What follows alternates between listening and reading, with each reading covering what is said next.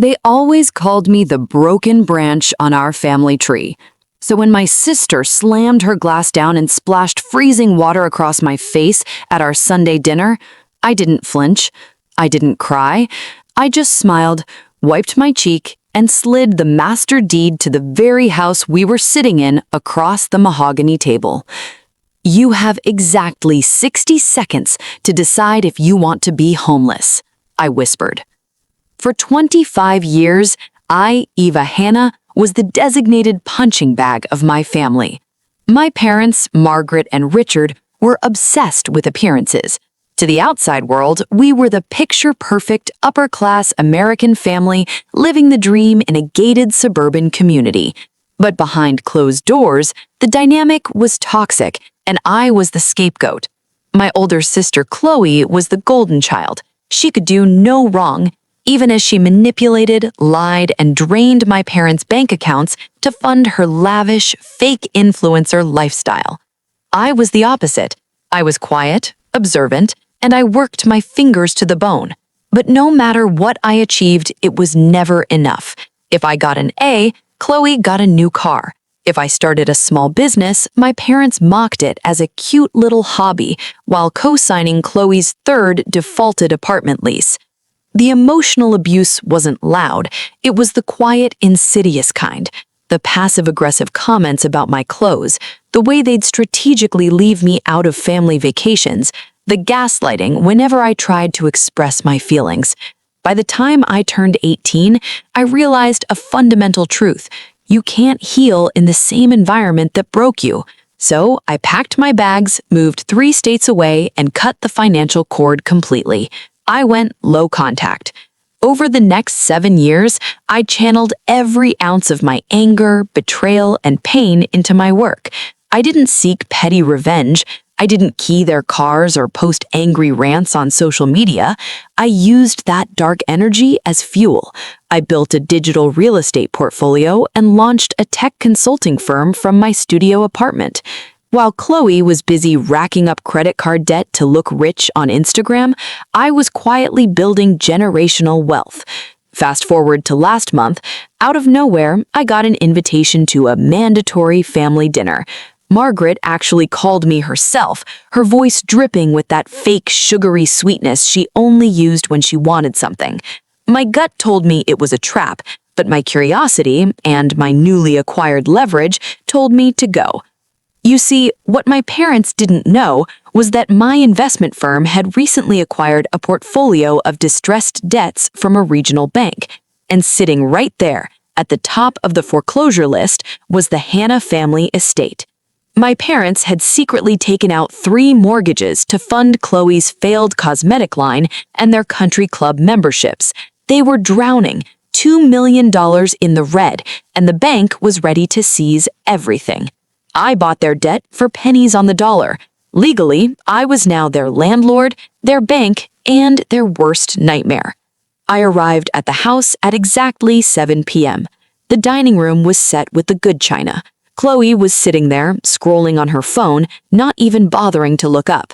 Richard and Margaret forced tight smiles. "Eva, darling, so glad you could make it," Margaret purred, pouring a glass of expensive wine they definitely couldn't afford. We got through about 10 minutes of agonizing small talk before Richard cleared his throat. "Eva, we'll cut to the chase. The economy has been tough. Your sister is on the verge of a massive brand deal, but she needs a little bridge capital. And since you've been doing okay with your little internet business, we've drafted some paperwork for you to co-sign a loan for the family." I stared at the paperwork they slid toward me. It was a predatory loan that would have tied my flawless credit to their sinking ship. "No," I said simply. Chloe scoffed, slamming her hand on the table.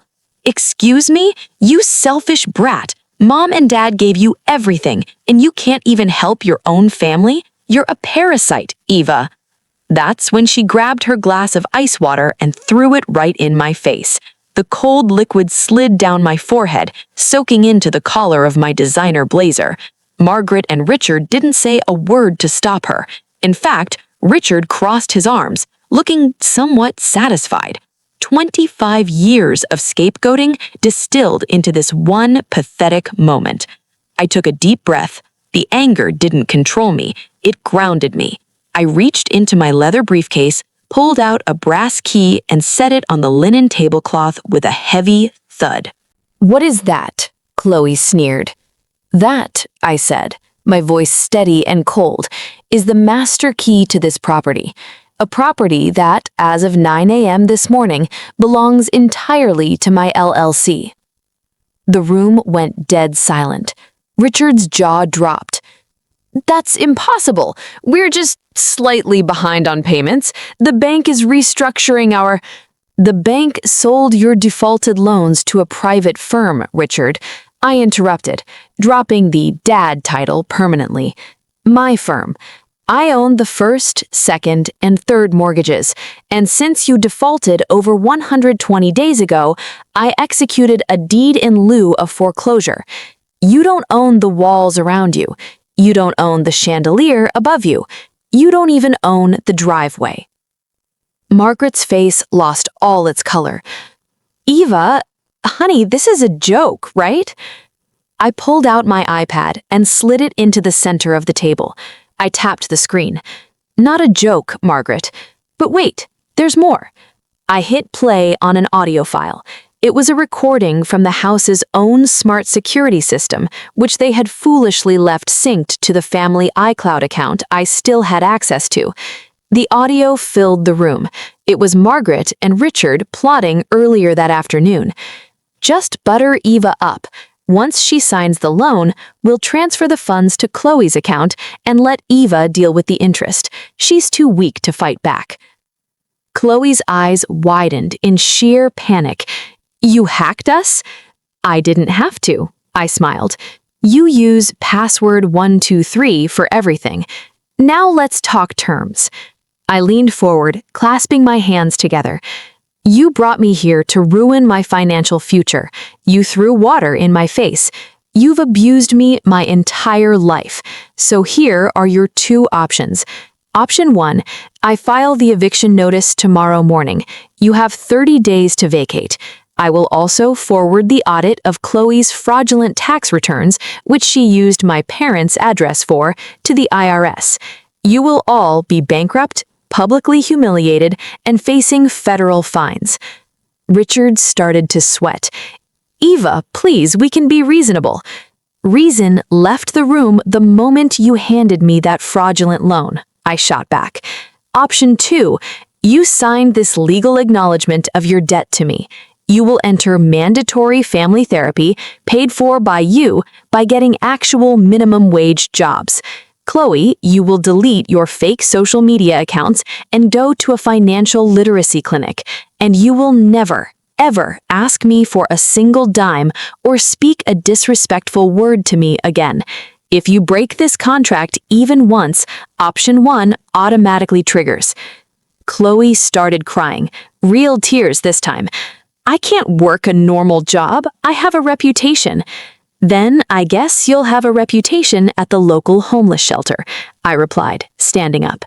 Margaret reached out, her hands shaking. "Eva, we're your family. How can you be so cruel?" "Cruelty?" I laughed softly. "Cruelty is breaking your child down so you can build your favorite one up. What I'm doing right now isn't cruelty. It's boundaries.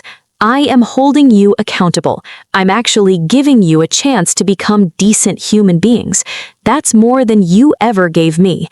I walked toward the door, my heels clicking loudly against the hardwood floor I now owned.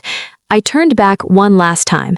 "You have until sunrise to sign the papers and email them to my lawyer. Enjoy your dinner." As I walked out into the cool night air, I felt a weight lift off my chest that I had been carrying for 2 decades. Listen to me carefully. If you are watching this and you are dealing with toxic family members, manipulative friends, or people who constantly belittle your worth, understand this. You do not owe loyalty to your abusers. Blood makes you related. Respect makes you family. They want you to react.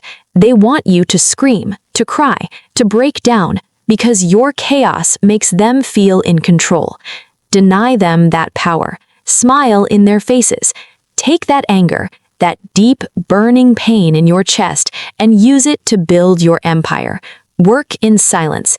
Educate yourself. Save your money. Protect your peace. True revenge isn't about destroying the people who hurt you. It's about elevating yourself so high, building a foundation so strong that their toxicity can't even reach your shoes. Let them watch you win. Let your success be the loudest sound in the room. You are not a victim of your past.